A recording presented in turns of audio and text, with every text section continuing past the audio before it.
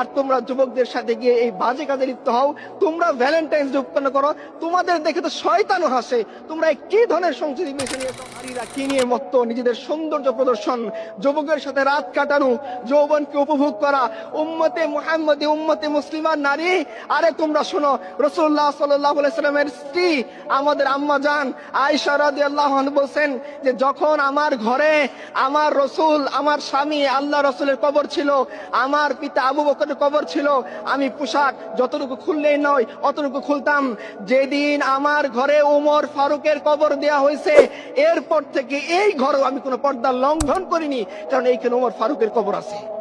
আর আজকে উম্মতে মুসলিমান নারী সে চ্যাট গ্রুপে বলে সে কয়টা পুরুষকে খাইছে। আল্লাহ লানত তোমাদের উপরে।